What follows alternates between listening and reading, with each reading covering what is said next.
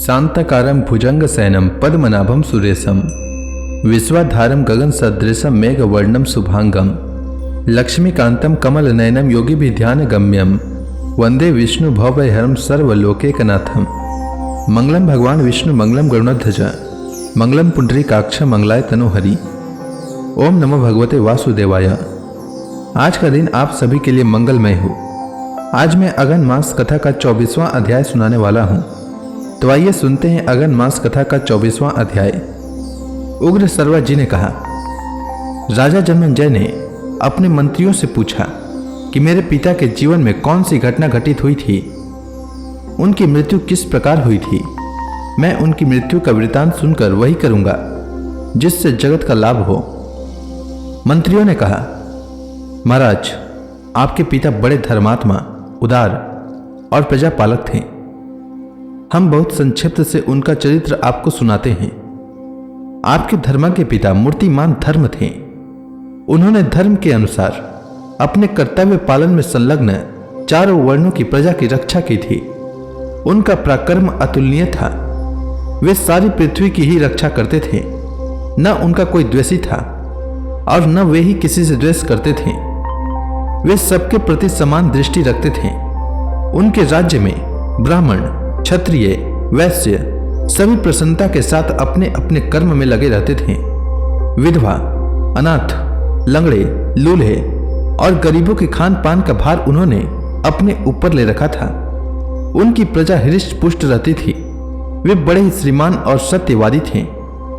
उन्होंने कृपाचार्य से धनुर्वेद की शिक्षा प्राप्त की थी। भगवान श्री कृष्ण आपके पिता के प्रति बड़ा प्रेम रखते थे। विशेष क्या, वे सभी के प्रेम पात्र थे। कुरु वंश के परीक्षण होने पर उनका जन्म हुआ था। इसी से उनका नाम परीक्षित हुआ। वे राजधर्म और अर्थशास्त्र में बड़े कुशल थे। वे बड़े बुद्धिमान, धर्मसेवी, जितेंद्रिय और नीति निपुण थे। उन्होंने 60 वर्ष तक प्रजा का पालन किया। इसके बाद सारी प्रजा को दुखी करके वे परलोक सिधार गए। अब यह राज्य आपको प्राप्त हुआ है। जन्मेजय ने कहा, मंत्रियों, आप लोगों ने मेरे प्रश्न का उत्तर तो दिया ही नहीं। हमारे वंश के सभी राजा अपने पूर्वजों के सदाचार का ध्यान रखकर प्रजा के हितैषी और प्रिय होते आए हैं। मैं तो अपने पिता की मृत्यु का कारण जानना चाहता हूं।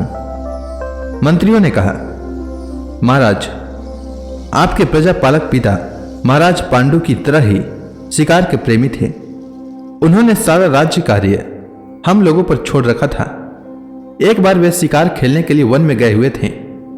उन्होंने बाण से एक हिरन को मारा और उसके भागने पर उसका पीछा किया। वे अकेले ही पैदल बहुत दूर तक वन में हिरन को ढूंढते हुए चले गए, परंतु उसे पा नहीं सके।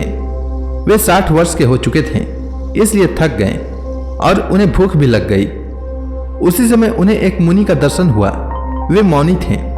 उन्होंने उन्हीं से प्रश्न किया, परंतु वे कुछ नहीं बोले। उस समय राजा भूखे और थके मांदे थे, इसलिए मुनि को कुछ न बोलते देखकर क्रोधित हो गए। उन्होंने यह नहीं जाना कि ये मौनी है, इसलिए उनका तिरस्कार करने के लिए धनुष की नोक से मरा सांप उठाकर उनके कंधे पर डाल दिया। मौनी मुनि ने राजा के इस कृत्य पर भला बुरा कुछ नहीं कहा। वे चुपचाप शांत भाव से बैठे रहे। राजा ज्यों के त्यों वहां से उल्टे पांव राजधानी में लौट आए। मौनी ऋषि समीक के पुत्र का नाम था श्रृंगी। वह बड़ा तेजस्वी और शक्तिशाली थे। जब महातेजस्वी श्रृंगी ने अपने सखा के मुख से यह बात सुनी कि राजा परीक्षित ने मौन और निश्चल अवस्था में मेरे पिता का तिरस्कार किया है, तो वह क्रोध से आग बबूला हो गए। उसने हाथ में जल लेकर आपके पिता परीक्षित को शाप दिया, जिसने मेरे निरपराध पिता के कंधे पर मरा हुआ सांप डाल दिया। उस दुष्ट को तक्षक ना क्रोध करके अपने विष से 7 दिन के भीतर ही जला देगा। लोग मेरी तपस्या का बल देखें। इस प्रकार शाप देकर श्रृंगी अपने पिता के पास गया और सारी बात का सुनाई। समीक मुनि ने यह सब सुनकर अच्छा नहीं समझा तथा आपके पिता के पास आकर अपने सिलवान एवं गुणी शिष्य गौरमुख को भेजा। गौरमुख ने आकर आपके पिता से कहा, हमारे गुरुदेव ने आपके लिए यह संदेश भेजा है कि राजन, मेरे पुत्र ने आपको शाप दे दिया है। आप सावधान हो जाएं। तक्षक अपने विष से 7 दिन के भीतर ही आपको जला देगा। आपके पिता सावधान हो गए। 7वें दिन जब तक्षक आ रहा था, तब उसने कश्यप नामक ब्राह्मण को देखा। उसने पूछा, ब्राह्मण देवता, आप इतनी शीघ्रता से कहां जा रहे हैं और क्या करना चाहते हैं? कश्यप ने कहा, जहां आज राजा परीक्षित को तक्षक सांप जलाएगा वहीं जा रहा हूं। मैं उन्हें तुरंत जीवित कर दूंगा। मेरे पहुंच जाने पर तो सर्प उन्हें जला भी नहीं सकेगा। तक्षक ने कहा, मैं ही तक्षक हूं। आप मेरे डसने के बाद उस राजा को क्यों जीवित करना चाहते हैं? मेरी शक्ति देखिए, मेरे डसने के बाद आप उसे जीवित नहीं कर सकेंगे। यह कहकर तक्षक ने एक वृक्ष को डस लिया। उसी क्षण वह वृक्ष जलकर खाक हो गया। कश्यप ब्राह्मण ने अपनी विद्या के बल से उस वृक्ष को उसी समय हरा भरा कर दिया। अब तक्षक ब्राह्मण देवता को प्रलोभन देने लगा। उसने कहा, जो चाहो मुझसे ले लो। ब्राह्मण ने कहा, मैं तो धन के लिए वहां जा रहा हूं। तक्षक ने कहा, तुम उस राजा से जितना धन लेना चाहते हो मुझसे ले लो और यहीं से लौट जाओ। तक्षक के ऐसा कहने पर कश्यप मुनि मुंह मांगा धन लेकर लौट गए। उसके बाद तक्षक छल से आया और उसने आपके महल में बैठे एवं सावधान धार्मिक पिता को विष की आग से भस्म कर दिया। तदंतर आपका राज्याभिषेक संपन्न हुआ। यह कथा बड़ी दुखद है, फिर भी आपकी आज्ञा से हमने यह सब सुना दिया है। तक्षक ने आपके पिता को डसा है और उतंक ऋषि को भी बहुत परेशान किया है। आप जैसा उचित समझे करें। जन्मेजय ने कहा, मंत्रियों, तक्षक के डसने से वृक्ष का राख की ढेरी हो जाना और फिर उसका हरा भरा हो जाना बड़े आश्चर्य की बात है। यह बात आप लोगों से किसने कही? अवश्य ही तक्षक ने बड़ा अनर्थ किया। यदि वह ब्राह्मण को धन देकर न लौटा देता तो कश्यप मेरे पिता को भी जीवित कर देते। अच्छा, मैं उसको इसका दंड दूंगा। पहले आप लोग इस कथा का मूल तो बताइए। मंत्रियों ने कहा, महाराज, तक्षक ने जिस वृक्ष को डसा था उस पर पहले से ही एक मनुष्य सूखी लकड़ियों के लिए चढ़ा हुआ था। यह बात तक्षक और कश्यप दोनों में से किसी को मालूम न थी। तक्षक के डसने पर वृक्ष के साथ मनुष्य भी भस्म हो गया था। कश्यप के मंत्र प्रभाव से वृक्ष के साथ वह भी जीवित हो गया। तक्षक और कश्यप की बातचीत उसी ने सुनी थी और वहां से आकर हम लोगों को सूचित की थी। अब आप हम लोगों का देखा सुना जानकर जो उचित हो कीजिए। उग्र सरवा जी ने कहा, सौनक आदि ऋषियों, अपने पिता की मृत्यु का इतिहास जानकर जन्मेजय जी को बड़ा दुख हुआ। वे क्रुद्ध होकर हाथ से हाथ मलने लगे। शोक के कारण उनकी लंबी और गर्म सांसें चलने लगी। आंखें आंसुओं से भर गई। वे दुख, शोक तथा क्रोध से भरकर आंसू बहाते हुए शास्त्रोक्त विधि से हाथ में जल लेकर बोले, मेरे पिता किस प्रकार स्वर्गवासी हुए यह बात मैंने विस्तार के साथ सुन ली है। जिसके कारण मेरे पिता की मृत्यु हुई है उस दुरात्मा तक्षक से बदला लेने का मैंने पक्का निश्चय कर लिया है। उसने स्वयं मेरे पिता का नाश किया है। श्रृंगी ऋषि का शाप तो एक बहाना मात्र है।